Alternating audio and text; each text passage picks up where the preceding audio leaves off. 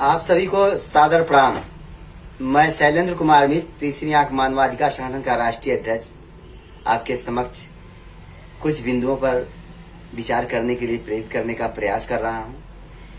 सबसे महत्वपूर्ण विषय है कि भारत या अन्य विश्व के सभी देशों में बड़े जोर शोर से अंतर्राष्ट्रीय मानवाधिकार दिवस को मनाया जाता है और अंतर्राष्ट्रीय मानवाधिकार दिवस को लगभग बहुत सारे नागरिक जानते हैं, लेकिन बेहद अफसोस का विषय है कि भारतीय नागरिक को ये नहीं मालूम है कि राष्ट्रीय मानवाधिकार दिवस कब है और जिनकी महत्वपूर्ण जिम्मेदारी बनती है कि आम जनता को राष्ट्रीय मानवाधिकार के दिवस से अवगत कराएं, वो है भारतीय सरकारें और मानवाधिकार आयोग।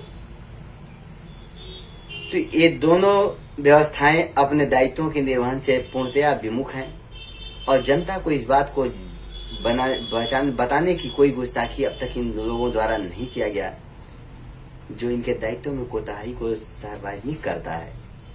और जो सरकारें और जो आयोग जनता को मानवाधिकारों की जागरूकता सुलभ नहीं करा सकता, राष्ट्रीय मानवाधिकार दिवस से अवगत नहीं करा सकता, ऐसे आयोग और सरकारों से मानवाधिकारों के संरक्षण और संवर्धन की परिकल्पना करना बेमानी है।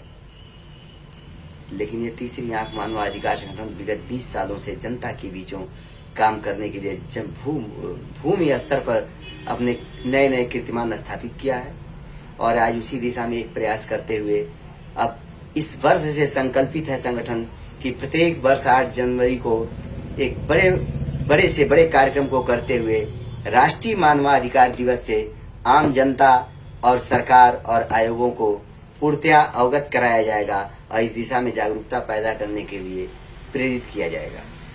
तो हम चाहेंगे नागरिकों से, मेरी अपील है, नागरिकों से मेरी अपेक्षा है कि राष्ट्रीय मानवाधिकार दिवस 8 जनवरी है और 8 जनवरी को यथासंभव संगठन को थोड़ा समय दें, ऐसे संगठनों को और मानवाधिकार दिवस की जानकारी में शिरकत करें और उसमें थोड़ा सा कार्यक्रम में शरीक होकर मानवाधिकारों के बारे में जानने का प्रयास करें। संगठन बताने के लिए संकल्पित है और संगठन हर समय मानवाधिकारों की रक्षा के लिए कदम से कदम मिलाकर चलने के लिए कटिबद्ध है। हमारे संगठन के माध्यम से माननीय उच्च न्यायालय या उच्चतम न्यायालय से लेकर स्थानीय न्यायालय तक विधिक सलाहकार हैं संगठन के, जो निशुल्क विधिक सलाह देंगे और न्यूनतम खर्च पे मानवाधिकारों की रक्षा करने के लिए नागरिकों का सहयोग करेंगे। इस बात के लिए हम आश्वस्त करते हैं, मेरे सभी विधिक सलाहकारों ने आश्वस्त किया है संगठन को कि ऐसे नागरिकों को समाज की मूल धारा से जो विरत हैं, जो न्याय से वंचित हैं, जो अधिकारों से वंचित हैं, जो करप्शन की को भाजन का शिकार हैं, उनको न्याय दिलाने का या उन्हें जागरूक करने का या ऐसी बेवकूफ व्यवस्थाओं से लड़ने के लिए उनको हर मार्गदर्शन दिया जाएगा और संगठन उनके साथ कंधा से कंधा मिला करके इस युद्ध में अपनी सहभागिता सुनिश्चित करेगा। इस बात के लिए हम संकल्पित हैं और हम चाहेंगे कि आम जनता इस बात को जाने। आज इस दिशा में हम एक और चीज पर आपका ध्यान आकृष्ट कराना चाहेंगे कि सार्वभौमिक घोषणा का प्रभाव क्या है। घोषणा ने सभी राज्यों के व्यक्तियों को गहराई से प्रभावित किया है। इसमें सभी व्यक्तियों और सभी राष्ट्रों के उपलब्धियों के लिए सामान्य मानक निहित हैं। यह प्रेरणा का स्रोत रहा है और कई अंतर्राष्ट्रीय मानवाधिकार संधियों में इसका हवाला दिया गया है।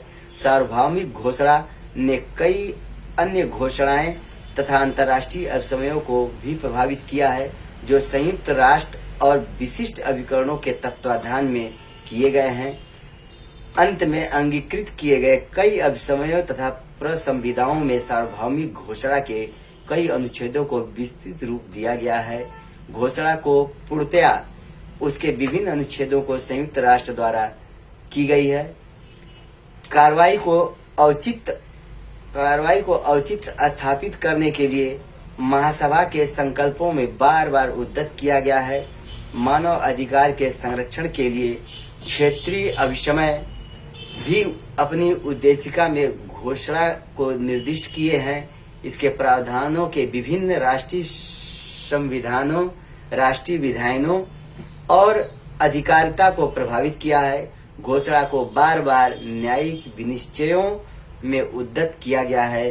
राज्यों पर बंधनकारी नहीं है, फिर भी यह चार्टर का अधिकृत निर्वचन है। अतः यह सदस्य राज्यों पर उस प्रकार बंधनकारी है जैसे चार्टर के प्रावधान। अधिकतर राज्यों ने अपने राज्यों को विधि में घोषणा के प्रावधानों को मानव कल्याण के हित में शामिल भी किया है।